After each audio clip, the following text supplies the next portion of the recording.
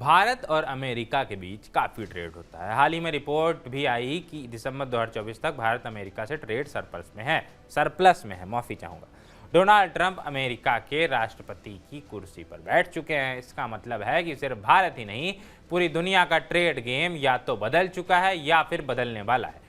Trump ने शपथ के बाद जो टैरिफ पॉलिसी अपनाई है उससे हर कोई घबराया हुआ है, खासतौर से वो देश जो विकासशील से विकसित होने की राह पर हैं, ग्लोबल इकोनॉमी में अपनी मजबूत स्थिति बना रहे हैं, जिसमें भारत का नाम अग्रिम पंक्ति में लिया जा सकता है। ऐसे में अगर ट्रंप अपनी टैरिफ धमकी को मूर्त रूप दे देते हैं तो भारत के पास कोई ऐसा प्लान है क्या ऐसा कोई प्लान है, हम पूछ रहे हैं, उसी का जवाब इसमें तलाशेंगे जिससे इस मुसीबत को झेला या फिर टाला जा सकता है। वैसे इस सवाल का जवाब देश के आम बजट में तलाश करना चाहिए, साथ ही समझने की कोशिश करनी चाहिए क्या सरकार या यूं कहें कि देश की वित्त मंत्री निर्मला सीतारमण के पास ऐसा कोई प्लान भी है जिसके कवच में भारत का ट्रेड प्रभावित न हो और भारत को कम से कम नुकसान उठाना पड़े।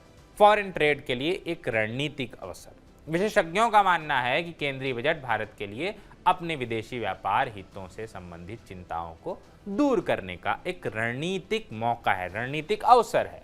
ऐसे में ये देखना काफ़ी दिलचस्प होगा कि वित्त मंत्री निर्मला सीतारमण का बजट दुनिया की 5वीं सबसे बड़ी इकोनॉमी को सेफ ट्रेड पैसेज कैसे देगा। 2014 में नरेंद्र मोदी सरकार ने मेक इन इंडिया अभियान शुरू किया, जो विकसित भारत 2047 के सपने का महत्वपूर्ण हिस्सा बन गया है, जो भारत को एक विकसित राष्ट्र बनाने की एक पहल मात्र है। बाजारों में अधिक घरेलू उत्पादों को पेश करके भारत के कंजम्पशन के तरीके में क्रांति लाने की ये पहल पिछले डिकेड में भारत के बजट दस्तावेजों का मुख्य फोकस रही। एक्सपर्ट्स को उम्मीद है कि बजट देश में मैन्युफैक्चरिंग करने वाले लोगों को बढ़ावा देने के लिए इंसेंटिव्स का ऐलान कर सकता है।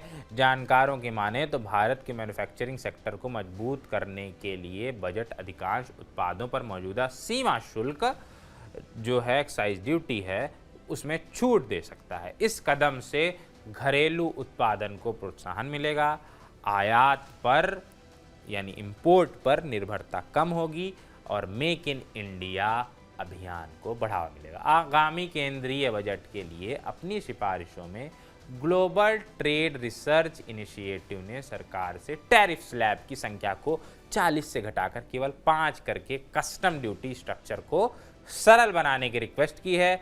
GTRI ने भारत के औसत टैरिफ को लगभग 10% तक कम करने की भी सिफारिश की है। उसका मानना है कि इस कदम को महत्वपूर्ण राजस्व हानि के बिना लागू किया जा सकता है। दूसरी ओर जानकारों का यह भी कहना है कि औद्योगिक देशों को इकोनॉमिक और ट्रेड पॉलिसीज के संभावित प्रभावों के बारे में अनिश्चितताएं हैं, जो भारत के ट्रेड और इन्वेस्टमेंट फ्लो को प्रभावित कर सकती है। मौजूदा समय में डॉलर इंडेक्स में काफ़ी उछाल देखने को मिला है। बीते 3 महीने में इसमें 7% से ज़्यादा तेजी देखने को मिली है, जिसकी वजह भारतीय रुपया डॉलर के मुकाबले काफ़ी लोअर लेवल पर आ गया है, जिससे चालू खाता असंतुलित हो सकता है। इन चुनौतियों के बीच सरकार सबसे पहले घरेलू मांग को बढ़ावा देने पर ध्यान केंद्रित कर सकती है ताकि डिमांड बढ़े, अगर आप इसे सीधी भाषा में समझे तो, ताकि आर्थिक विकास को वैश्विक और भू राजनीतिक अनिश्चितताओं से अलग किया जा सके। यानी जो भी इधर उधर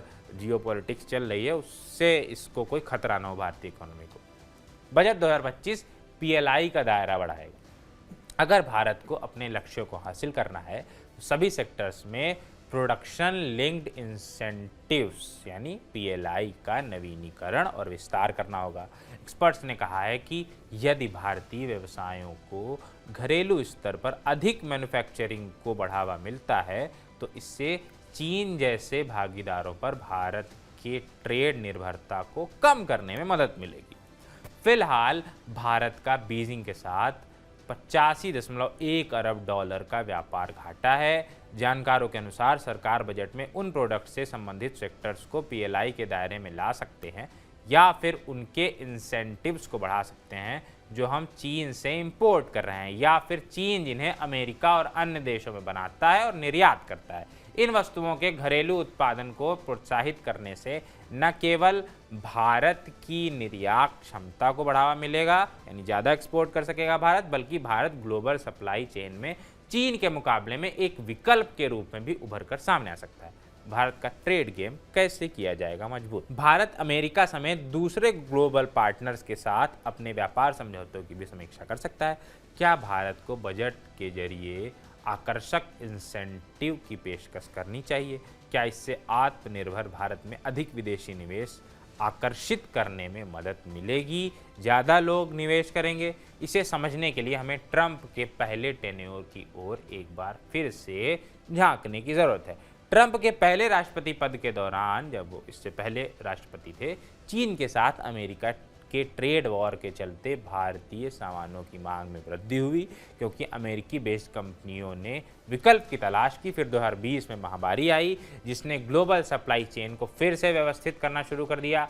सरकार ने बजट 2024 के माध्यम से FTA के तहत इंपोर्ट प्रोसेस को सरल बनाने के लिए एक महत्वपूर्ण बदलाव का प्रस्ताव रखा। एक्सपर्ट्स के अनुसार चीन और अमेरिका के अलावा साझेदारों के साथ भारत के द्विपक्षीय व्यापार समझौतों को मजबूत करने से एशियाई दिग्गज को अपने ट्रेड को बढ़ाने में मदद मिलेगी। एशियाई दिग्गज यहाँ भारत के लिए कहा जा रहा है।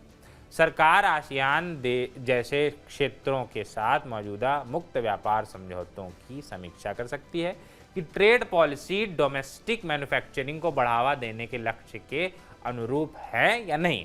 एक्सपर्ट्स ने कहा कि ऐसे दुनिया में जो ध्रुवीकरण की ओर बढ़ रही है, ऐसी दुनिया जैसे चीन अलग है, अमेरिका अलग है, रशिया अलग है, तो अनुकूल बजट नीतियों को पेश करके समान विचारधारा वाले विदेशी भागीदारों के साथ उनके सहयोग से भारत को मदद मिल सकती है। आगामी केंद्रीय बजट में वित्त मंत्री निर्मला सीतारमण के पास PLI के विस्तार से लेकर कस्टम ड्यूटी स्ट्रक्चर के सरलीकरण तक के उपायों के माध्यम से भारत के ट्रेड गेम को मजबूत करने का मौका है। अब देखते हैं वो इस मौके का फ़ायदा उठाती हैं या नहीं उठाती हैं।